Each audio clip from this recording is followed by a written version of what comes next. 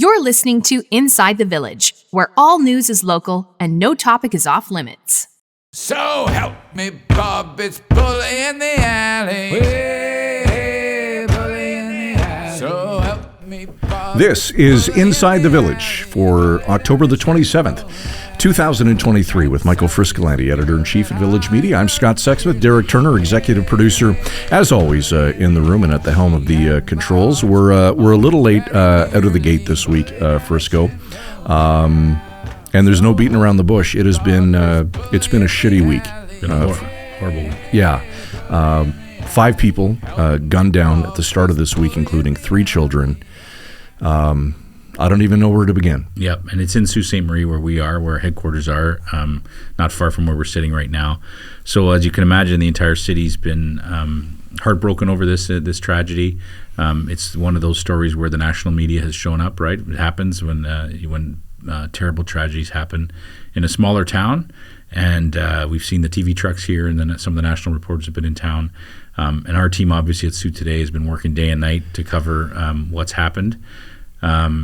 Just to bring everybody up to speed, it began late on Monday night. Let's walk through the chronological order of events. It happened late on Monday night. Alex Flood, one of our reporters, was just following social media. People were talking about a lot of police cars near Second Line, near Superior Heights High School.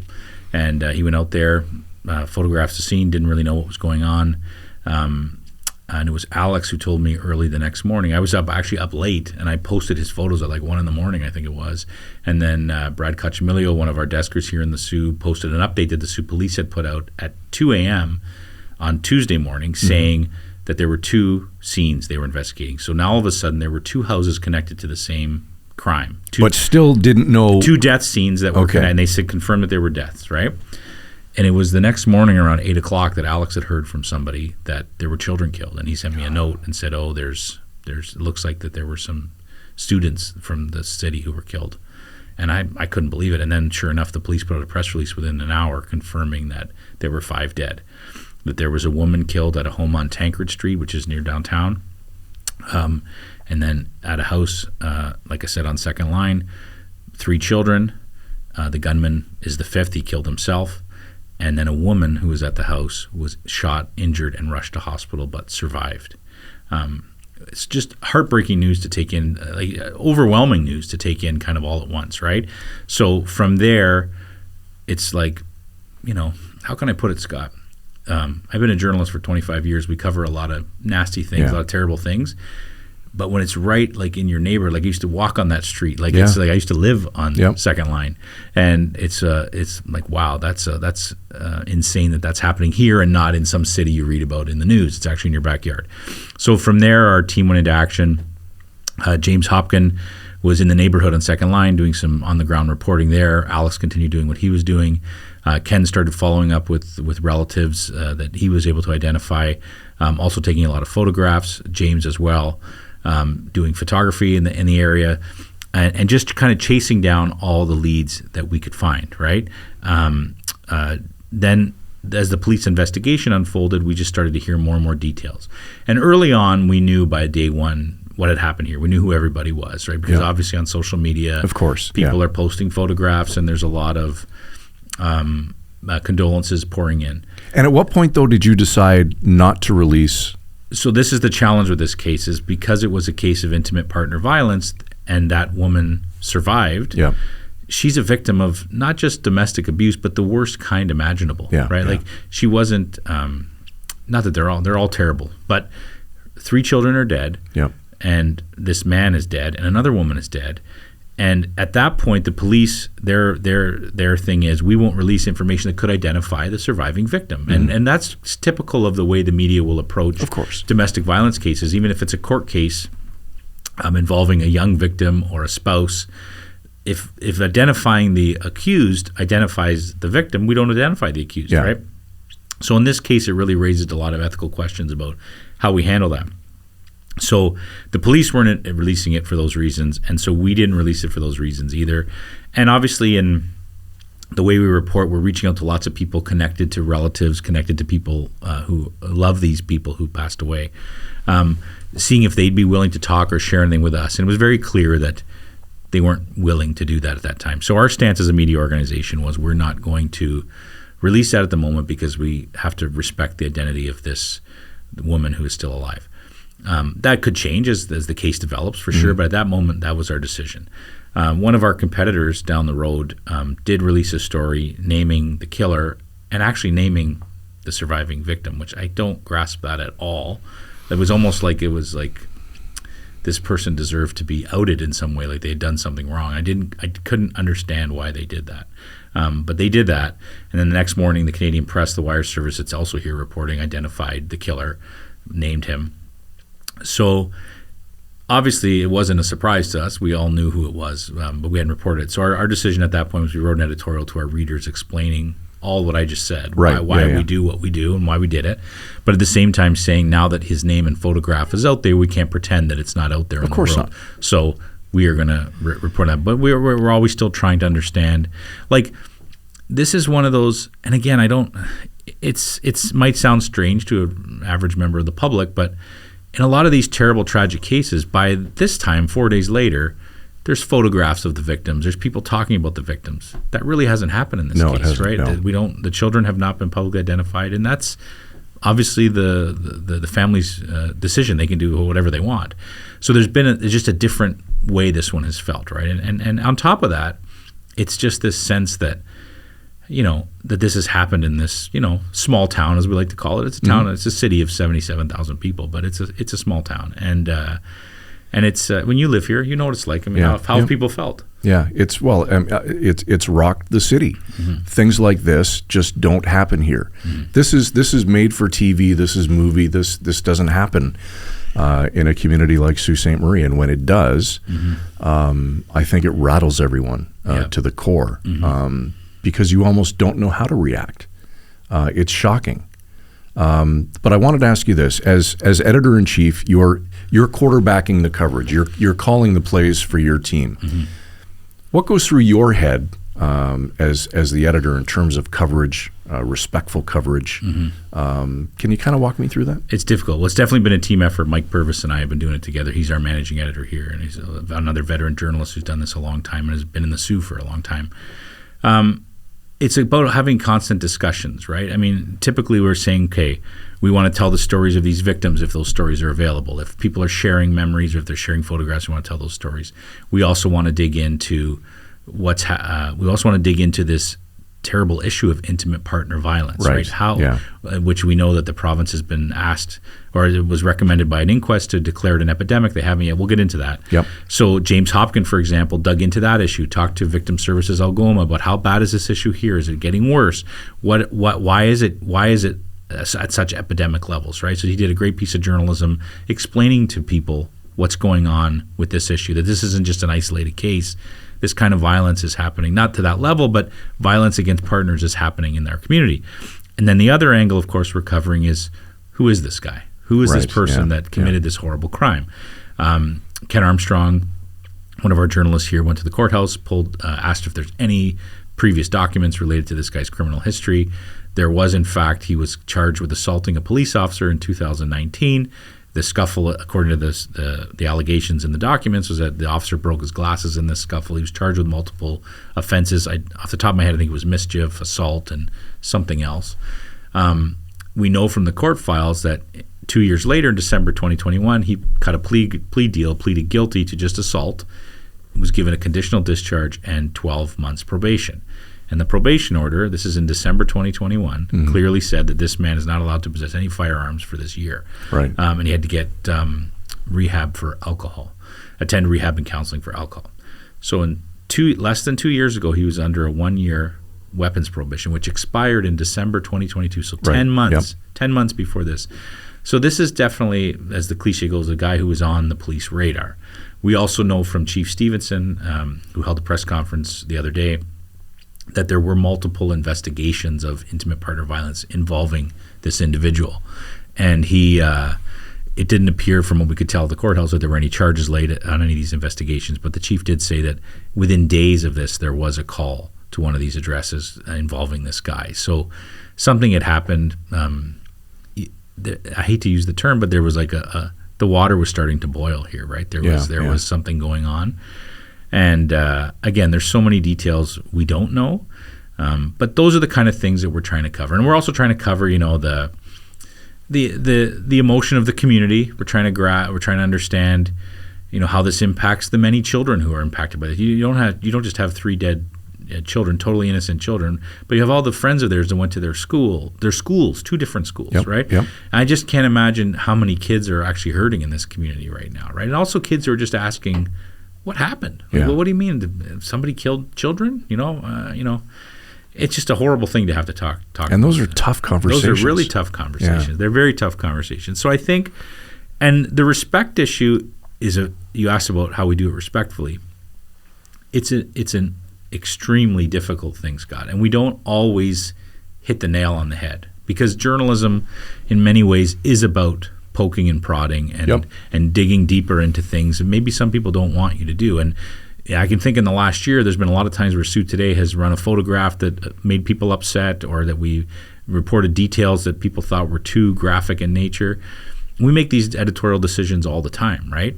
And I can tell you, and again, we're talking journalism here, and I don't want people to take this the wrong way, but if everyone had died in that house that night, we would have run stories about, because there would have been no victims left to protect, right? Yeah. But in this case, there was a victim left to protect, and we had to make the decision of, would we ever report details that identified any other domestic abuse victim? Why would we make an exception here, right? I don't know if we made the right call. Some other people might say we didn't make the right call, but I think there's an element too. We're never shy about what we do. We're never we don't hesitate. If we don't pretend to know things we don't know, I always tell our reporters, right? Like we have to be honest with our local audience, but we are also the local news. We're the local news source that people turn to when things are going on in the city, and we have a responsibility to do things in a good way, right? In a proper way. And so because we're still going to be here next week, and next month, and next year, right? Not that the reporters who've come here have done anything bad or wrong, but they get to go, they're going to leave. We're going to still be here. And I think you hit the nail on the head when you say the proper way. In this business, like many others, being first, getting the scoop, to many is the most important thing. Mm-hmm. Getting it right, and doing so in a respectful manner, trumps everything. For sure. And I don't want to say that there are some times where we do upset people because our job is to knock on doors and ask questions, and then sometimes, and that's the way it goes. But like I said, there was just something very rare about this case because of the surviving victim. But we definitely we don't pull any punches. I mean, like, we've kind of Armstrong pulled court documents. That's, some people might say, well, you're going too far, but we were looking for the scoop, as you say. We were trying to be first, and we were the first to report that this guy had a 1-year weapons prohibition less than a year before he did this crime. Yeah. That's news, and we're not going to ever stop trying to pursue that. Nor should we. Yeah, nor should we. And it's a very difficult call on how to cover these things. We're not always going to do it right. I often think of like an umpire in baseball. There's so many calls they make every game, right? And there's a lot of calls we make every day. Yep.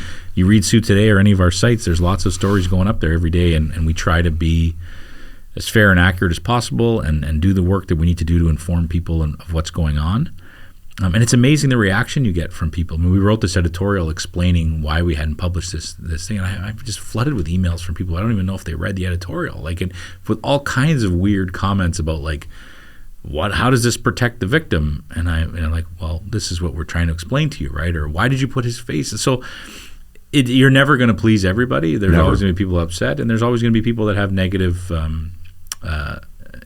a negative image of what we do. And that's fine. That's part of what we do. Yep. But, and a lot of times people hear what they want to hear. They read it how they want to read it. For sure. Interpret it how they want to interpret it. For sure. But this is the one thing I've learned, and I've been here for almost 2 years now, is that this site is such a part of Sault Ste. Marie, our site. It is every person in the Sioux clicks on there every day to see what's going on. Whether they like us or not, they're clicking on us to see what's happening. And so there's something to be said about the responsibility we have to give them the best we have. Okay, obviously this story is far from over, and we'll be talking about it in the days, weeks, and months ahead. I understand there's a vigil tonight. We'll talk about that on the other side. We've got a very important guest today, Robin Kerr, who's the ED, the Executive Director of the Victim Services of Algoma. Her organization would have gotten one of the first phone calls from police, and the work that she and that organization do just incredible in this community. It's really a behind-the-scenes look at what goes on when these terrible events happen, and it's something I really wasn't that aware of, so it's a really interesting conversation. It is. Robin joins us. Robin Kerr, after the break.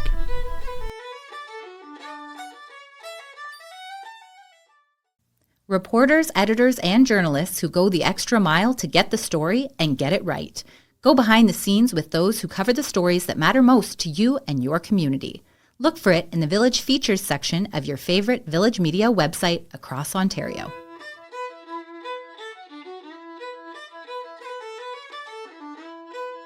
Welcome back to Inside the Village with Editor-in-Chief Michael Friscolanti. I'm Scott Sexsmith. Earlier this week, tragedy struck Sault Ste. Marie as 5 people were shot and killed, including 3 children. The Sault Ste. Marie police are calling this a result of intimate partner violence. Here today in studio with Frisco and I to help try to make sense of it all is Robin Kerr, the Executive Director of Victim Services of Algoma.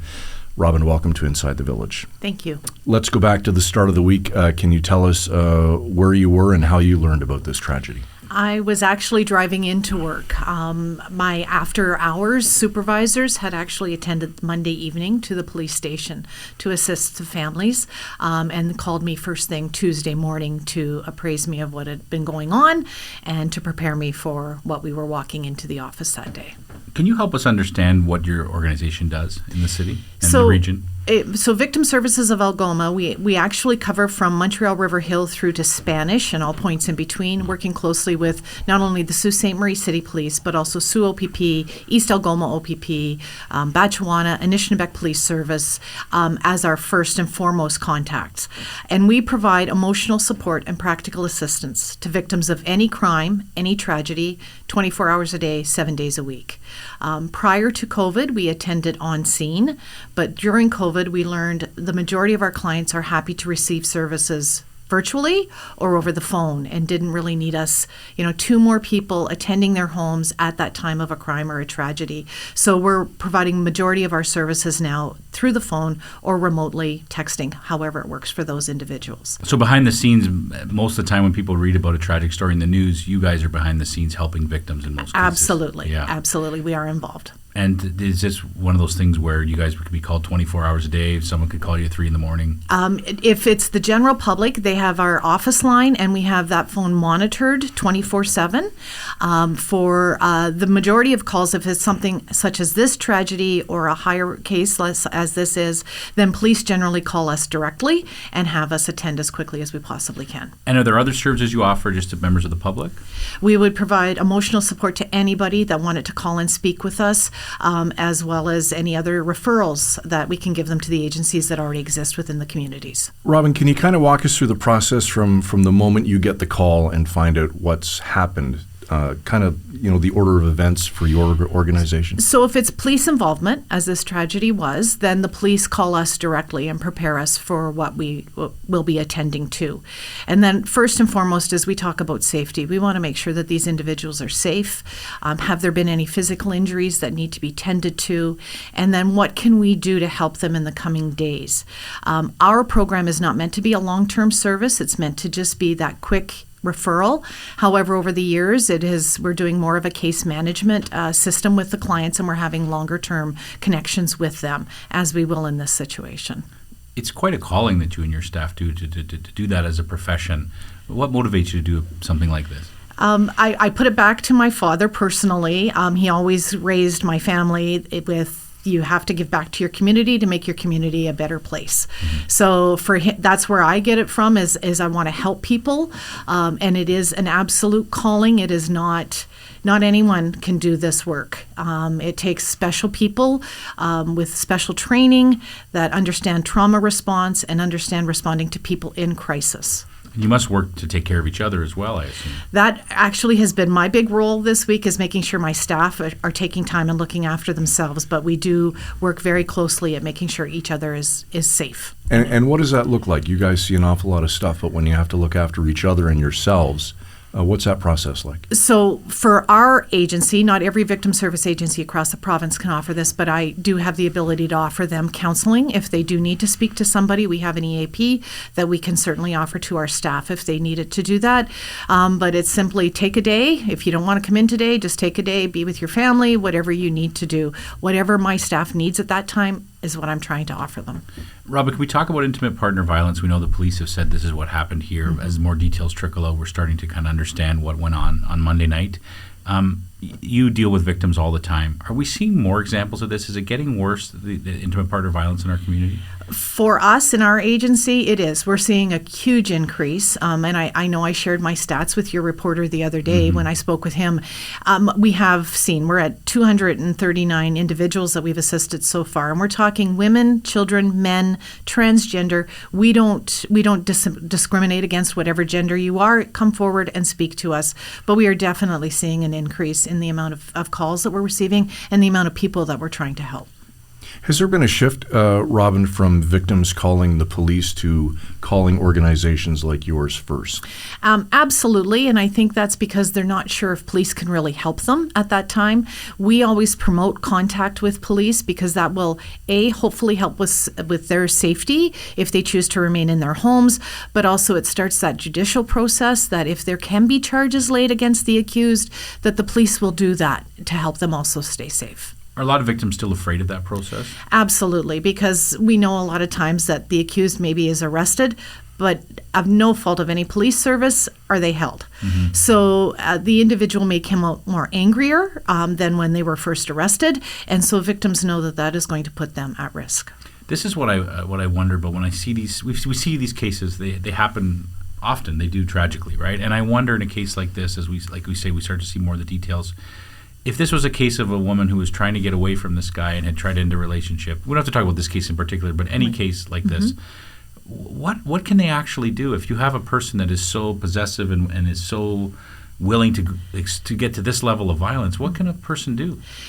First is we recommend their home is safe. So with our program, if they have been a victim of intimate partner violence, they can contact our agency. Police do not need to be involved. We can help with door locks, window guards, all of the panic alarms that they can carry on them, all of those things that can help them at least feel safe. Motion lights for their backyards or around the front to help them if they choose to stay in their home. And we support them to stay in their home. We don't want anyone to have to leave.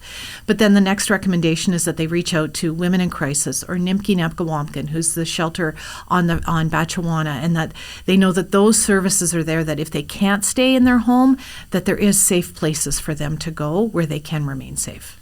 Are there things in place that can, I don't want to say help, but help these people that are behaving this way to understand the pain they're causing? And maybe that's a dumb question, but it boggles my mind that they can be like that. Yeah. Unfortunately, because we don't generally deal with accused, I can't guarantee that. I know that a reach out to John Howard Society would probably be, for family members of somebody who has maybe been charged with IPV, because they have a lot of programs that they might be able to offer to the accused individual. But it is not, we have to make sure we're not viewing this as an anger management issue or that this person just lost their cool or whatever, because the people that are committing these crimes carry on a normal life. They go to work, they have friends, they talk to, the people in their lives all day and are never violent against them. They save that violence, for lack of a better term, for when they're at home. And that's where we have to teach people that this cycle cannot continue and we cannot keep abusing the people that we are to love and protect. Speaking of the cycle, we recently saw the results of the public inquest or the coroner's inquest into what happened in Renfrew County, where 3 women were killed a few years ago by the same partner. There were many recommendations that came out of that, and one of the main ones was that the province declare intimate partner violence an epidemic. That hasn't happened. Does that frustrate you? It does. It does. It's a recommendation that will cost nothing to make that happen. And I've had conversations with our local Algoma Public Health. The public health agencies are not pushing back saying that this isn't an epidemic.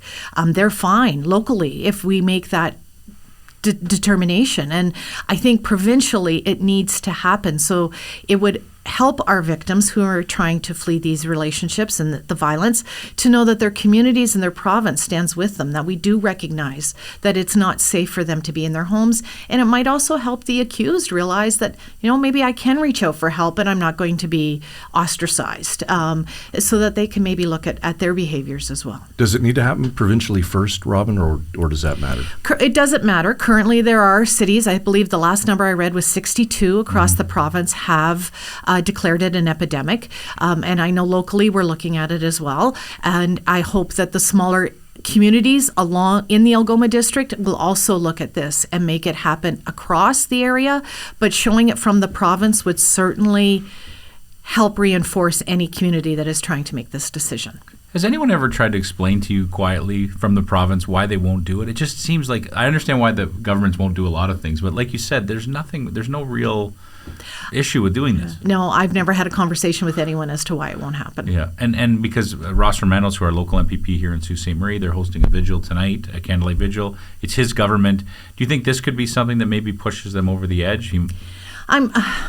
I'd hate to say it because of the tragedy that's happened here, that's why they've now decided to do it. But I hope they seriously look at it, because between Renfrew and here now, those are two major cases, plus what happened in Nova Scotia a few years. And the number one recommendation that came out of that was the very same thing. Let's list this as an epidemic. Mm-hmm. And so I'm hoping that Ontario will look at it. Have you ever seen this city hurt in this way, like such an event of this magnitude where so many people were killed, 2-3 young children? There have been incidents in the past, maybe not to this extent, but definitely people have been in fear of their lives from the individual who is to love them and take care of them for a long time. The thing that breaks my heart, too, is that these were 3 young kids, right? And which means that many other kids in the community are hurting. Their friends, there's kids there's relatives who are kids, but I think of the 2 schools that these kids went to. How do you help so many children who have questions and are suffering right now? Thankfully, between the Algoma District School Board and the Huron Catholic School Board, they have put their counselors in the schools on standby immediately. So those are the trained professionals that will be able to work with the children because they're trained in working with children and recognize the signs of grief. Certainly, if anybody reached out to us, because we're not professional counselors, we're not social workers in our office, we would make sure that they had access to all of those agencies that would be available to them. Robin, as we sit here talking about this terrible tragedy, of course, a shooting, and of course the mass shooting in the States in Lewiston the other day. In fact, the U.S. is now up to 565 mass murders by guns in 2023. Is this a gun issue? Personally, I don't believe it is, because I believe individuals who wish to create harm on their spouses, partners, loved ones, whatever, they will find any means that they can to inflict that harm. I think Canada has amazing gun laws right now. I'm a strong supporter. If you wish to own a firearm, you should have the right, if you have the means and are going to use it for hunting or whatever, provided you're going to follow those laws that are put into place. So I don't believe personally that it's a gun law issue. I believe that this individual and any individual, if they wish to cause this kind of harm, they'll find a way.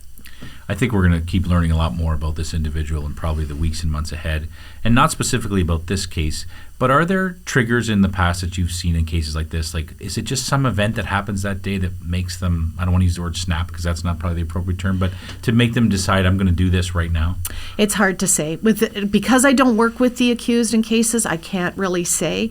We just always tell our clients that they're just ready to blow at any time, and the best thing for them is to make sure they have all their safety protocols in place and that they are where they can be to be safe, because you just never know. Can I ask you what message you try as you work with a victim, say, of something like this catastrophic as losing your 3 children in a violent act? What can you possibly say to a person like that? There's no easy words. There's no right words. I can't imagine what they're living through at this moment. And we would just offer whatever support we can, and whatever decision they make today is the decision they have to make for today. Robin, before we let you go today, is there anything else that you'd like to cover, or maybe something that Frisco and I didn't ask? And I don't believe so. I just really want the community, not only Sault Ste. Marie, but all the communities in our area, to just be kind to each other. Take your time. Let's not throw anything at anybody. It's going to take us a long time to get over the tragedy of this week, let alone what we experienced previous months.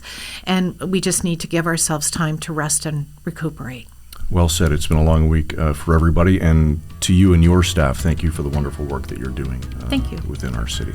Robin Kerr, the Executive Director of Victim Services of Algoma. Inside the Village is back right after this.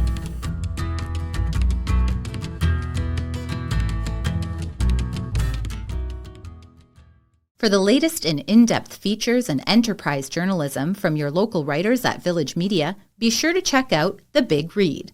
The Big Read. It's the full story behind the headlines. Look for The Big Read on your favorite Village Media website across Ontario.